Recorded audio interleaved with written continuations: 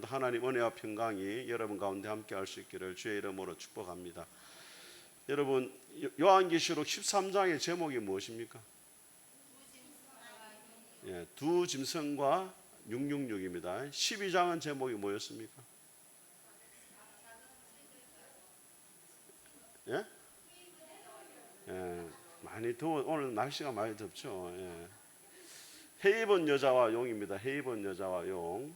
자, 13장을 정확하게 이해하기 위해서는 12장을 정확하게 이해해야 되는데, 12장에 보면은 해를 입은 여자가 나오죠. 해를 입은 여자는 누구를 말합니까? 교회를 말하는 거죠. 그죠? 영광스러운 교회의 모습을 해를 입은 여자다 이렇게 말을 하고, 자, 용이 그 해 입은 여자를 공격하려고 했는데 하나님이 땅을 벌려 가지고 용의 입에서 나오는 물을 삼키게 함으로 교회를 살립니다. 그런데 용이 교회를 이기지 못하니까 분을 내 가지고 바다의 모래에 서 있는데 13장에 보면은 두 하수인을 내세워요. 그게 뭐냐면 바다에서 올라온 짐승이 있고 또 하나는 뭡니까? 땅에서 올라온 짐승이 있습니다. 바다에서 올라온 짐승은 뭐라 말하냐면 정치적인 세력을 말하는 거예요. 교회를 핍박하는 정치적인 세력으로서의 세상을 말하고, 땅에서 올라온 짐승은 종교적인 세력으로서 교회를 미혹하는 세력을 말하는 겁니다. 이 두 하수인을 세운다는 거예요. 교회를 핍박할 때 사탄이 정치적 세력을 통해서 핍박하고 또 종교적 세력을 통해 가지고 미혹하는 일을 한다는 것을 이 13장의 말씀에서 보여주고 있는 것입니다. 우리 1절과 2절을 다시 한번 읽어보겠습니다. 같이 읽겠습니다. 시작. 내가 보니 바다에서 한 짐승이 나오는데 뿔이 10이요 머리가 7이라. 그 뿔에는 10왕관이 있고 그 머리들에는 신성모독하는 이름들이 있더라. 내가 본즉 짐승은 표범과 비슷하고 그 발은 곰의 발 같고 그 입은 사자의 입 같은데 용이 자기의 능력과 보좌와 큰 권세를 그에게 주었더라. 자, 이 짐승이 올라오는 장소가 어디라고 말하고 있습니까? 바다에서 올라온다 되어 있는데, 오늘날 우리가 바다 생각하면 뭐가 떠오릅니까, 여러분? 강할리 바다, 그죠? 해운대 바다 이런 거 생각하잖아요. 휴양지를 생각합니다. 갈매기가 날아다니고 막 모래사장 있고 막 자기야 하면서 뛰가고 막 이런 거 생각해요. 그런데 이 성경 시대의 바다라는 것은, 바다는 폭풍이 몰아치잖아요. 언제 무슨 일이 날지 몰라요. 혼돈을 말하고 바다 안에 또 뭐가 있는지를 몰라요. 그래서 혼돈과 두려움의 세상을 말할 때 뭐라고 표현하냐면 바다라고 이야기를 합니다. 그래서 요한계시록에 나중에 20장에 보면은 바다가 온데 간데 없어졌다. 새하늘과 새 땅에는 바다가 없다. 혼돈과 악의 세력이 전혀 없는 곳이 천국이다. 그렇게 이야기를 하고 있습니다. 자, 바다에서 짐승이 올라왔는데 이 짐승에게는 세 가지 특징이 있습니다. 첫째는 뭐냐면 하나님을 모독합니다. 이마에 신성 모독하는 이름이 있다. 그렇게 이야기를 해요. 그게 뭘 이야기하냐면, 여러분, 로마의 황제가 자기 스스로를 뭐라고 불렀냐면 신이라고 불렀습니다. 그리고 사람들로 하여금 황제를 숭배하게 했어요. 신의 자리까지 올라간 거예요.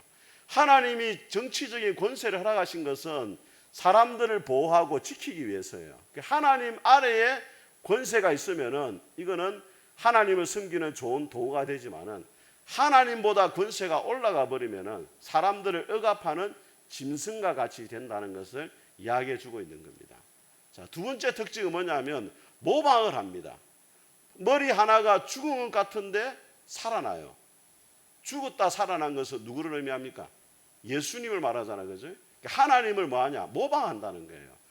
자, 이 사탄의 특징이 뭐냐면 가짜를 자꾸 만들어낸다는 겁니다. 진리를 없애지를 못하기 때문에 계속해서 진리를 왜곡하는 가짜를 만들어요. 복음을 없애지를 못하기 때문에 가짜 복음을 만드는데 그게 뭡니까? 이단이에요, 여러분. 이단은 우리가 분별하기 사실 어렵습니다. 우리 성도들도 뭐 요즘 유튜브로 워낙 이단들이 막 많이 나오잖아요. 그죠? 특히 우리 성도들이 어디에 미혹되냐면 환상을 본다. 그 사람이 하나님의 직접 계시를 받아가지고 말을 한다. 하나님을 내가 얼마 전에 나에게 찾아오셔서 이렇게 말씀했습니다. 이러면은 막 알고 막 저분이 하나님 직접 만나는가 싶어가지고 막 알고 보니까 막 사기꾼인 거예요. 사기꾼. 데이비드 차가 대표적인 사람이에요. 그 사람이 책도 내고 이래가지고 막 거기에 사람들이 엄청나게 미혹됐습니다. 알고 보니까 다 거짓말이에요. 뭐 한국에 예언자가 나타나다 해가지고 한국에 전쟁이 곧 일어날 것이다. 미국에 유명한 예언자가 와가지고 막 이야기했는데 다 거짓말이었어요. 하나도 성취된 게 없어요. 제가 하나 예언하죠. 여러분 언젠간 다 죽습니다. 성취가 아니거든. 뭐 이런 예언자가 돼야 되는데 막 쓸데없는 소리 하고 막 거기에 미혹된단 말이에요. 그래서 여러분들이 마지막 때가 되면 될수록 뭘 가야 되느냐? 분별력을 잘 가져야 됩니다.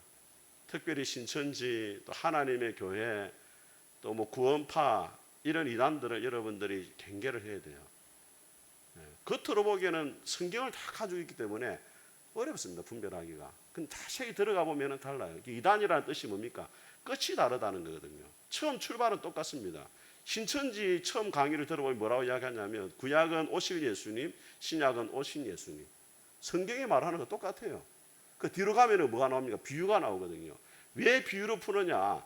비유를 풀어야 이만희가 보혜사가 되는 거예요. 비유를 안 풀면 이만희가 보혜사가 될 수가 없어요. 결과적으로 그 모든 것이 어디로 흘러가느냐? 이만희를 보혜사로 만들고 재림 예수로 만드는 것으로 끝이 난단 말이에요. 사탄의 두 번째 특징이 뭐라고요? 모방을 한다. 세 번째는 뭐냐면 오늘 말씀해 보니까 큰 권세를 받았다 이렇게 이야기합니다. 짐승, 정치적 세력이 가지고 있는 권세가 어디로부터 왔다고요? 용어로부터 온 거예요. 그러면 다르게 말하면 그 당시에 로마가 교회를 핍박했는데 그 배후에 누가 있다는 겁니까? 네? 지금 듣고 있습니까 여러분? 네. 지금 저를 쏘기를 하지 마세요 지금. 자, 그 당시에 로마가 교회를 핍박하고 있는데 그 뒤에 누가 있다고요? 심각하네 지금. 자, 짐승에게 권세를 준 게 누구냐면 용이란 말이에요. 그럼 용은 뭡니까? 사탄이잖아요. 짐승은 누구라고? 로마와 로마 황제를 말한다고. 그러면은 로마와 로마 황제가 교회를 핍박했는데 그 권세가 용으로부터 왔다는 것은 그 배후에 누가 있다는 거예요? 사탄이 있다 이 말이에요. 그 교회를 핍박하는 주적이 누구냐? 사탄이다 이란 말이에요. 그래서 요한계시록이 끊임없이 이기는 자가 되어야 된다 이렇게 말하는데 궁극적으로 이겨야 될 대상이 누구냐면 사탄이다 이걸 이야기를 하고 있는 거예요. 그래서 오늘 말씀해 보니까 누가 이 짐승과 싸워서 이길 수 있겠느냐 이렇게 이야기를 해요. 여러분 짐승과 교회가 싸우면 이길 수 있겠습니까? 없겠습니까? 교회가 못 이겨요. 겉으로 볼 때는 싸움이 안 되는 싸움이에요.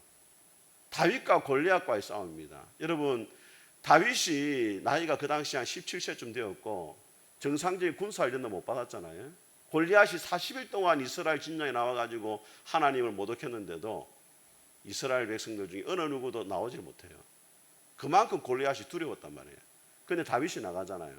골리앗은 키가 3m가 되고 갑옷 무게만 60kg가 되고 싸울 수 있는 대상이 아니에요. 다윗은 목동이고 물맷돌을 가지고 있고 근데 누가 이깁니까? 다윗이 이기잖아요. 왜? 하나님의 이름으로 나왔거든요. 다르게 말하면 누가 도와주셨느냐? 하나님이 도우시니까 다윗이 승리하더라 이 말이에요. 자, 이 짐승이 교회를 핍박하고 위협하는데 겉으로 보기에는 도무지 이길 수가 없는데 이 짐승의 배후에 누가 있습니까? 용이 있는데 요한계시록 12장에 보니까 용은 이미 패배한 세력입니다. 하늘에서 내쫓겼어요. 이미 패배했어요. 그 패배한 하수인 짐승도 너희들에게는 아무것도 아니라는 것을 교회가 알아야 된다 이 말이에요. 대장이 이미 머리가 깨졌기 때문에 그 대장이 이끄는 하수인인 바다에서 올라온 짐승도 너희를 이기지 못한다. 그러니까 교회여 두려워하지 말아라. 그걸 이야기를 하고 있는 것입니다. 요한복음 16장에 예수님이 말씀하십니다. 세상에서 너희가 환난을 당하나 담대하라 내가 세상을 이겼다.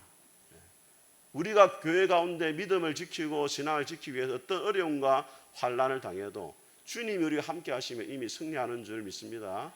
자, 우리 7절을 같이 한번 읽어보겠습니다. 7절 같이 읽겠습니다. 시작. 또 권세를 받아 성도들과 싸워 이기게 되고 각 족속과 백성과 방언과 나라를 다스리는 권세를 받으니. 자, 앞에는 제가 짐승과 싸움에 성도들이 이긴다 했는데 7절에는 누가 이긴다고 말하고 있습니까? 짐승이 성도들과의 싸움에서 만다? 이긴다는 거예요. 이것은 뭐가 차이가 있냐면 관점의 차이예요. 관점의 차이. 짐승이 이긴다는 건 뭐냐면 교회를 핍박에 없애는 겁니다. 근데 우리가 이기는 것은 뭐냐? 아무리 어려운 가운데서도 예수 그리스도를 놓지 않는 것이 이기는 거예요. 믿습니까, 여러분? 예. 그 당시에 많은 교회 성도들이 황제 숭배를 거절하면서 순교의 제물이 됐어요. 그래, 겉으로 보기에 누가 이기냐? 짐승이 이긴 거죠. 왜? 싸움에 이겼으니까. 죽어버렸으니까.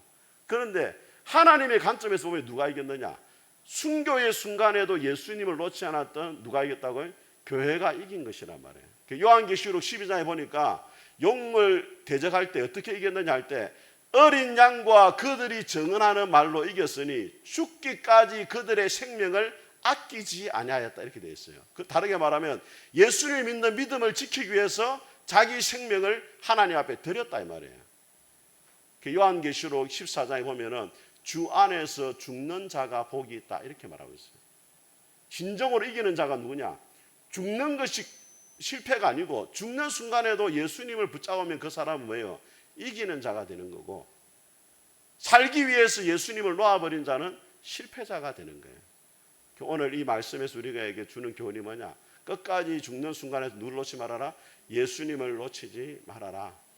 그래서 우리 10장 10절을 같이 한번 읽어보겠습니다. 10절 같이 읽겠습니다. 시작. 사로잡힐 자는 사로잡혀 갈 것이요 칼에 죽을 자는 마땅히 칼에 죽을 것이니 성도들의 인내와 믿음이 여기 있느니라. 끝까지 인내하고 믿음으로 이겼다 이 말이에요. 근데 인내라는 말 뜻이 뭐냐면 우리는 뭐 참을 인자 가지고 막 혀를 깨물고 막 견디는 걸 말하는데 성경적인 인내는 뭐냐면 여러분 배를 보면은 배가 정박할 때 바다에 뭘 내립니까?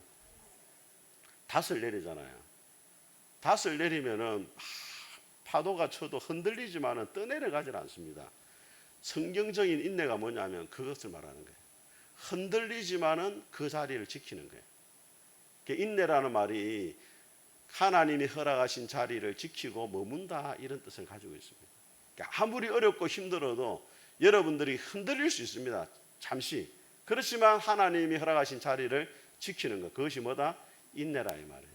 성도들이 환난이 있고 핍박이 오니까 믿음이 조금 흔들릴 수 있었지만 끝까지 예수님 믿는 그 믿음을 지키고 충성했기 때문에 그들이 승리했다 이렇게 말합니다. 다니엘의 세 친구들을 한번 생각해 보십시오. 느부갓네살 왕이 금신상을 세우고 그 앞에 절을 하라잖아요. 세 친구가 뭐라 말합니까? 우리는 하나님만 섬기기 때문에 절을 할 수 없습니다. 하나님이 반드시 우리를 구해줄 것입니다. 그리 아니하실지라도 우리가 하나님만 섬기겠습니다. 그래가 어디 들어갔습니까? 풀불 속에 들어갔잖아요. 겉으로 보기엔 실패한 거예요. 그 인생들이. 근데 그 안에 누가 계십니까? 예수님이 계시잖아요. 임마누엘 예수님이 그와 함께 하시잖아요. 끝까지 인내함으로 그들이 뭐가 된 거냐? 승리자가 된 겁니다. 저는 여러분들의 삶에 어떤 고난이 찾아와도 하나님이 허락하신 자리를 끝까지 지킬 수 있기를 주의 이름으로 축복합니다. 자, 우리 11절과 12절 말씀 같이 읽어보겠습니다. 시작. 내가 보매 또 다른 짐승이 땅에서 올라오니 어린 양같이 두 뿔이 있고 용처럼 말을 하더라. 그가 먼저 나온 짐승의 모든 권세를 그 앞에서 행하고 땅과 땅에 있는 자들을 처음 짐승에게 경배하게 하니 곧 죽게 되었던 상처가 난 자니라. 자, 두 번째로 이제 어디서 짐승이 올라왔냐면 땅에서 올라왔습니다. 요한계시록의 제목이 뭐라고요? 두 짐승과 666. 자, 바다에서 올라온 짐승은 정치 세력, 교회를 핍박하는 세력이고, 땅에서 올라온 짐승은 양처럼 두 뿔이 있는데 말을 하는데 무슨 말을 하고 있어요? 용처럼 말을 한다. 입에서 무슨 말이 나오냐면 용의 말이 나오는 거예요. 겉으로 보기에는 누구를 닮았어요? 양인데 나오는 말이 무슨 말이라? 용의 말이 나옵니다. 그럼 이것도 누구에 속한 겁니까? 사탄에게 속한 건데 하는 일이 뭐냐면 말로써 성도를 미혹하는 종교적인 세력을 말하는 거예요. 그러면 로마 시대의 이 땅에서 올라온 짐승은 뭐냐? 잘 보세요, 여러분. 황제 숭배를 하려고 하는데 그 황제 숭배를 조직하고 사람들을 동원해가지고 황제 숭배를 해라고 하는 게 누구냐? 그 당시의 종교 지도자, 제사장들이었어요. 그 신전의 제사장들. 그들이 앞장서가지고 황제 숭배를 하도록 만들었단 말이에요. 이게 우리나라 역사를 보면 일제시대하고 똑같아요. 일제시대에 천황이 교회를 핍박했잖아요. 그죠? 그리고 천황 숭배를 하게 했어요. 근데 그걸 앞장서서 그게 죄가 아니고 신사참배가 나쁜 게 아니고 국가의식이라고 말한 사람이 누굽니까? 한국교회의 목회자들이에요. 그러니까 바다에서 올라온 짐승을 천황이 일본이라 보면은 그 천황 숭배와 신사참배를 하게 만들었던 사람들이 누구냐면 땅에서 올라온 짐승이 목회자들이란 말이에요. 종교 세력들이 그 일에 앞장섰단 말이에요. 한국교회 90%가 그 일에 가결을 해가지고 국가 의례니까 해도 된다라고 동조를 했단 말이에요. 그 로마 시대에도 그랬고 황제를 숭배하는 것은 죄가 아니니까 국가 의례는 해도 된다. 종교 지도를 앞장서고 일제 시대에도 그 일을 했단 말이에요. 누가? 목회자들 앞장섰단 말이에요. 우리가 한경직 목사님을 존경하지만은 존경할 만한 면은 있죠. 그렇지만 우리가 기억해야 됩니다. 똑바로 뭘 기억해야 되느냐? 신사참배가 죄가 아니라는 것을 가결할 때, 찬성을 가결할 때 부총회장이 한경직 목사님이었어요. 앞장섰던 사람이란 말이에요. 그래서 그분이 종교의 노벨상인 템플턴상을 받을 때 받고 와가지고 한국에서 뭐 수상 기념 예배를 드릴 때 나는 이 상을 받을 자격이 없습니다라고 이야기를 했어요. 내가 볼 때는 조금 아쉬워요. 아예 상을 받으러 가지 말았어야지. 받고 와가지고 뭐 자격이 없다. 그래서 뭐 우리 최덕성 교수님, 우리 고려신학대 교수님은 뱀장어 꼬리보다 더 간사한 사람이다. 이렇게 막 비판을 막 하더라고. 근데 그분이 뭐 삶을 보면은 뭐 가난한 자들을 위해서 자기 옷도 이렇게 벗어주기도 하고, 그래서 템플턴상을 받으러 갈 때 입을 양복이 없었다 이런 말도 하잖아요. 가난하고 청렴하게 살고, 또 뭐 죽을 때는 남한산성 거기에 거처를 마련하고 뭐 무소유처럼 살았다는데 제가 볼 때는 무소유가 아닙니다. 밥 해주는 사람 있죠, 비서 있죠. 저라도 그거 살겠다 그러면. 네. 그러니까 우리가 조심해야 되는 게, 자 여러분, 종교 지도자들의 말을 다 들으면 안 된단 말이에요. 분별을 해야 돼요. 입에서 용의 말이 나올 수 있단 말이에요. 그 사람이 아무리 죽은 사람을 살리고 뭐 환상을 보고 기적을 봐도 그 사람이 하는 말을 잘 듣고 분별해야 돼요. 어린 양의 소리인지 아니면은 용의 소리인지를 뭐 해야 된다? 분별을 해야 된다. 앞에 서 있는 김영선 목사가 말하는 것도 여러분들이 분별을 하셔야 돼요. 아시겠죠? 너무 또 막 하려면 이 방송 나가면 문제가 있다 생각. 작게 이야기 작게. 예. 모든 이야기를 들을 때는 분별을 해야 된다. 예. 특별히 여러분들이 요즘에 유튜브를 많이 보시잖아요. 예. 조심하셔야 될 게 너무 많아요, 여러분. 구독자 수가 많고 한국교회 존경받고 이게 아니고 하나님 말씀의 기준으로 봐가지고 그 사람이 옳은지 아닌지를 분별해야 되는데, 문제는 여러분들이 성경을 모르니까 분별을 잘 못한다. 그러면 어떻게 되겠습니까? 푸른숲 교회 유튜브만 보는 거예요. 그럼 안전하단 말이에요. 안전. 막 이런 거 저런 거 막 보고 막 이렇게 하지 마. 푸른숲 교회 유튜브 조회수가 너무 안 나오고 있어요 지금. 예, 심각합니다 지금. 예. 자, 우리 마지막으로 우리 16절부터 18절 같이 한번 읽어보겠습니다. 시작. 그가 모든 자고 작은 자나 큰 자나 부자나 가난한 자나 자유인이나 종들에게 그 오른손이나 이마에 표를 받게 하고 누구든지 이 표를 가진 자 외에는 매매를 못하게 하니 이 표는 곧 짐승의 이름이나 그 이름의 수라. 지혜가 여기 있으니 총명한 자는 그 짐승의 수를 세어보라. 그것은 사람의 수니 그 수는 666이니라. 자, 이 666이 나오는데, 자, 이 666에 대한 해석을 가지고 사람들이 너무 해석이 많아요. 근데 자, 이 666을 처음에는 어떤 사람은 바코드라고 봐서 바코드. 우리가 상품 찍을 때는 바코드에 666이 찍힌 데 있었거든요. 또 어떤 사람은 시간이 지나면 컴퓨터다. 또 어떤 사람은 베리칩이다. 어떤 사람은 지난번 코로나19 때 백신이 666이다. 백신 맞으면은 뭐 666이 표를 받는 거다. 바보 같은 이야기를 했어요. 자, 여러분 계시록을 잘 봐야 돼요. 자, 이 666 표를 주는 자가 누굽니까 지금 여기서? 바다에서 올라온 짐승입니까? 땅에서 올라온 짐승입니까? 네?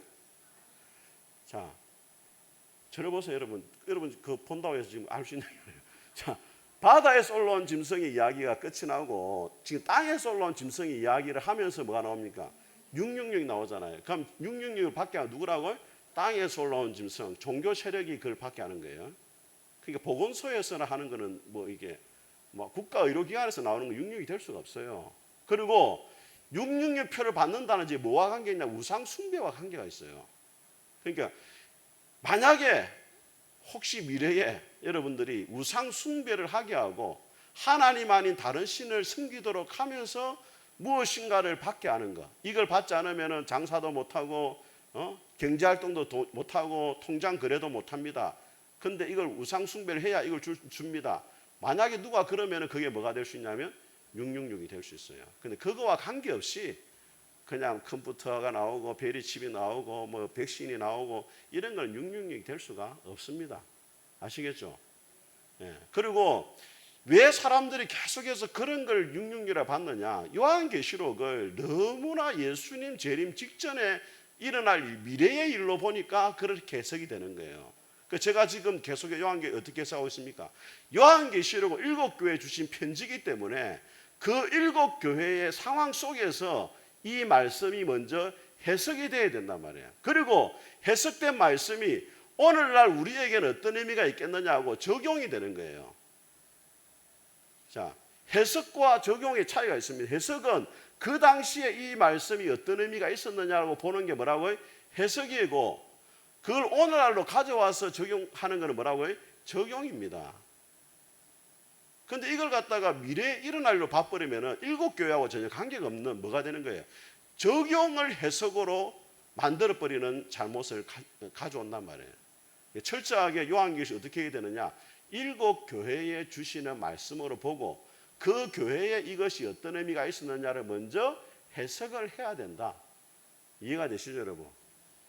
예. 그러니까 제가 말씀했던 것처럼 땅에서 올라온 짐승은 로마와 로마 황제고, 바다는 땅에서 올라온 짐승은 종교 세력이니까 그 당시는 로마 황제가 바다에 올라온 짐승이 되는 거고, 황제 숭배를 조장했던 사람들은 종교 지도자, 제사장들이 되는 거고, 이걸 일제시대로 적용하면은 누가 되는 겁니까? 바다에 올라온 짐승은 천황이나 일본 정부가 되는 거고, 그 다음에 땅에서 올라온 짐승은 그 일에 동참하였던 목회자들이 되는 거고, 북한 상황에 적용하면은 바다에 올라온 짐승은 누구예요 지금? 김정은이 되는 거고, 또 땅에서 올라온 짐승은 그 일을 동조하게 만드는 종교 세력이나 그 일부 그 지도자들이 될 수가 있다 이 말이에요. 이해가 되시죠? 그 적용을 그렇게 해야 되는 거예요. 그럼 666이 뭐냐? 자, 크게 세 가지 해석이 있습니다. 첫째는 뭐냐면 로마 황제 네로로 보는 거예요. 왜 네로로 보느냐? 자, 다시 우리 17절을 보세요. 시작. 누구든지 이 표를 가진 자 외에는 매매를 못하게 하니 이 표는 곧 짐승의 뭡니까? 이름이라 되어 있고 그 이름이 뭐라고요? 숫자라고 되어 있어요. 자, 저를 보세요, 여러분. 자, 지금은 1, 2, 3, 4가 아라비아 숫자가 있잖아요. 그 성경이 기록될 당시는 아라비아 숫자가 아직 나오지 않았을 때입니다. 정확하게. 그러면 어떻게 숫자를 기록했느냐? 알파벳으로 숫자를 기록했어요. 예를 들어서 A, B, C, D가 있잖아요. 그럼 A는 1이에요. 1. B는 뭐예요? 2가 되는 거고, C는 3이 되는 거고, D는 4가 되죠. 그럼 이 네 개를 다 합하면 숫자가 얼마예요? 1, 2, 3, 10이네 10. 그죠? 그죠? A, B, C, D가 있으면 이게 뭐가 된다고? 숫자가 10이 된단 말이에요. 그래서 자, 666을 다시 돌려가지고 그 네로의 이름, 네로 황제가 네론 가이사라입니다. 네론 가이사라라는 히브리어를 숫자 값으로 다 합해보면 이게 몇이 나오냐면 666이 나온단 말이에요. 이걸 게마트리아 해석이라 말합니다. 이름 값을 숫자로 다시 환산하는 것. 그의 네론 가이사르가 숫자를 합하면 뭐가 된다고요? 666이 딱 나와요. 왜 666이라 표기를 했느냐? 네로가 짐승이 되어버리면은 이 편지가 7교회로 가지를 못해요. 숨기기 위해서 상징적으로 뭐라고 적었다? 666이라 적었다는 거예요. 그리고 왜 이 해석이 근거가 있냐면 다른 사본, 성경을 필사를 했는데 다른 사본에는 뭐라고 되어 있냐면 616이라고 되어 있어요. 라틴어는. 그 라틴어는 뭐냐면 앞에는 네론 가이사르고 그래. 라틴어로 하면 네로 가이사르 되어 있습니다. 그러면 이 합하면 숫자가 얼마 나온다고요? 666이 나와요. 그래서 이 666은 누구를 말하는 거다? 네로 황제를 말한다. 그 목사님, 이 요한계시록 기록될 때는 도미티아누스 황제의 때인데 왜 AD 60년경에 그 네로 황제라 이야기합니까? 네로 황제가 교회를 핍박하던 대표적인 왕이기 때문에 네로 황제라고 이야기를 하는 거예요. 자, 이게 첫 번째 해석입니다. 상당히 근거가 있는 거예요. 왜? 짐승의 이름이나 그 이름이 뭐라고? 수르고 그 수를 세어보라 되어 있습니다. 세어보라는 말은 원문의 뜻이 뭐냐? 계산을 해보라 이런 말이에요. 그래서 666이 네로 황제가 될 수가 있다는 거예요. 자, 두 번째 해석은 뭐냐면 여러분, 자, 용과 바다에서 올라온 짐승과 땅에서 올라온 짐승인데, 자, 여러분, 6이라는 숫자는 하나님이 이 세상을 만들 때 6일 동안 창조를 했잖아요. 그죠? 짐승도 몇째 날 만들었습니까? 6일째 만들었잖아요. 그리고 6이라는 숫자는 7보다 하나 모자라는 부족한 수입니다. 완전수가 못 되는 거예요. 7에 도달하지 못해요. 그래서 용과 땅에서 올라온 짐승과 바다에서 올라온 짐승, 이 세 개의 삼두일체가 뭐냐면 666이고 완전한 하나님에 이르지 못하는 자들이다. 그래서 이들이 아무리 교회를 핍박하고 하나님을 대적하고 공격해도 결국에는 실패하더라. 이걸 뭐라고 해요? 666이다 이렇게 말을 하는 거예요. 이게 상징적으로 이렇게 해석을 합니다. 자, 세 번째 해석은 뭐냐? 14장 1절을 같이 보겠습니다. 시작. 또 내가 보니 보라, 어린 양이 시온산에 섰고 그와 함께 14만 4천이 서 있는데 그들의 이마에는 어린 양의 이름과 그 아버지의 이름을 쓴 것이 있더라. 자, 보세요. 들어보세요, 여러분. 자, 똑같이 이마가 있는데 14만 4천의 이마에는 뭐가 적혀 있다? 아버지의 이름과 어린 양 이름이 적혀 있다는 거예요. 그럼 실제 적혀 있다는 말입니까? 상징입니까? 상징입니다. 그럼 이건 뭘 말하느냐? 4절을 같이 읽겠습니다. 시작. 이 사람들은 여자와 더불어 더럽히지 아니하고 순결한 자라.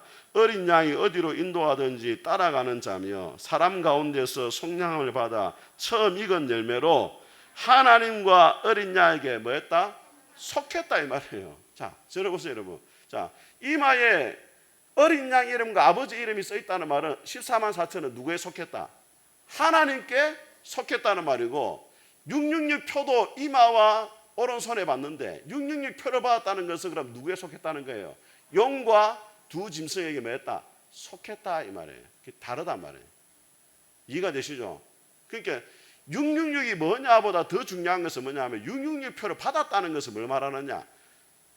용과 두 짐승에 속해가지고 우상 숭배를 함으로 하나님 편에서 떠난 자들이라 이 말이에요. 반대로 어린 양에 속한 14만 4천의 이마에도 어린 양 이름과 아버지 이름이 있는데 이들은 우상 숭배에 참여하지 아니하고 누구에 속했다?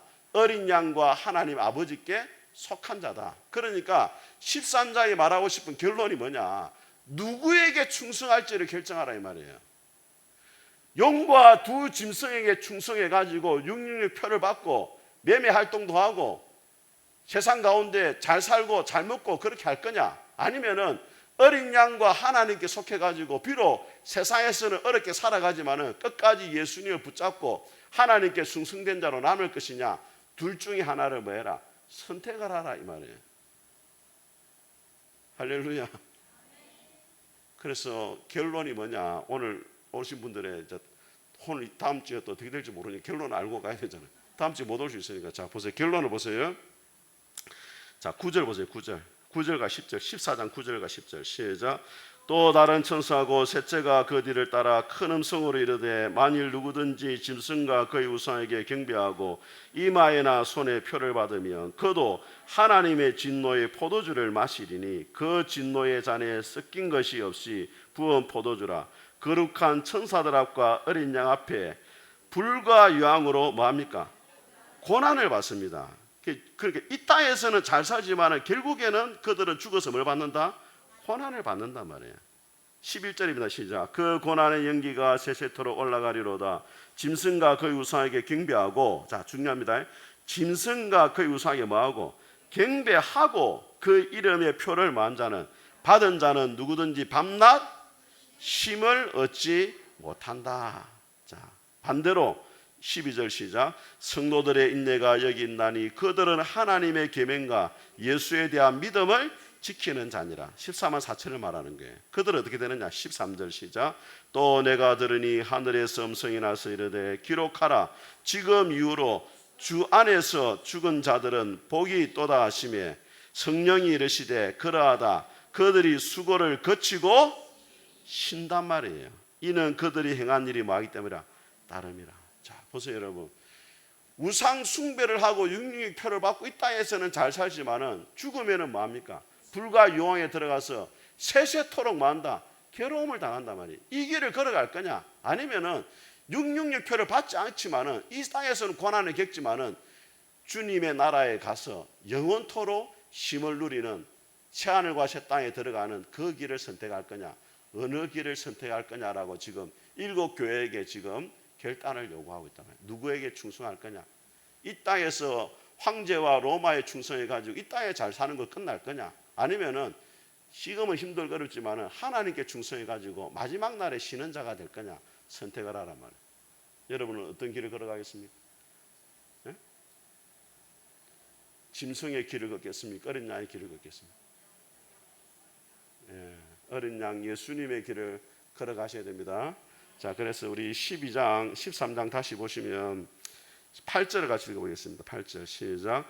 죽임을 당한 어린 양의 생명책에 창세 이후로 이름이 기록되지 못하고 이 땅에 사는 자들은 다 그 짐승에게 경배하더라. 중요한 말씀은 뭐냐면 여러분, 죽임을 당한 무슨 책? 어린 양의 생명책. 자, 여러분, 어린 양의 생명책 기록되지 않는 자는 다 짐승의 경배하고 영육의 표를 받아요. 그럼 여러분은 지금 어린 양의 생명책 이름 기록되어 있습니까? 안 있습니까? 예? 아니, 어린 양의 생명책 기록되어 있어 안 되어 있어요? 어떻게 알 수 있습니까? 자, 여기서 주목해야 되는 게 그냥 생명책이 아니고 무슨 생명책? 어린 양의 생명책. 예수님처럼 죽음의 길을 걷는 자들이 이 생명책에 기록될 자격이 있다 이 말이에요. 내가 주님의 생명책 기록된 자인지 어떻게 할 수 있느냐? 마지막까지 우상 숭배하지 않고 육육의 표를 받지 않고 하나님께 충성된 자로 살아가고 있다면 그 사람은 어린 양의 길을 걸었기 때문에 뭐에 기록된다? 생명책에 기록되는 거예요. 반대로 이 땅에서 사는 길을 선택하고 어린 양과 반대의 길, 짐승의 길을 걸어가면 결과적으로 그 사람은 어린 양의 생명책에 말할 수 없다. 기록될 수가 없다. 내가 예수님 믿기 때문에 구원을 받았습니다. 이게 아니고 요한계시록 끊임없이 뭘 말하느냐? 어린 양의 길을 걷고 있느냐를 보는 거예요. 지금 어린 양의 길을 걸어야 네가 어린 양의 생명책에 기록된 거지. 지금 걷는 길은 짐승의 길을 걷고 있고 땅에서 잘 사는 길로만 가고 있는데 어떻게 네가 어린 양의 생명책에 기록됐다고 말할 수 있느냐? 어린 양의 생명책은 죽임을 당한 어린 양이라고 말하고 있잖아요. 죽임을 당한 어린 양. 어린 양처럼 죽음의 길을 걸어야 된다. 그래야 생명책에 기록된 자는 증거다. 이것을 여러분들의 가슴에 새길 수 있기를 주님의 이름으로 축복합니다.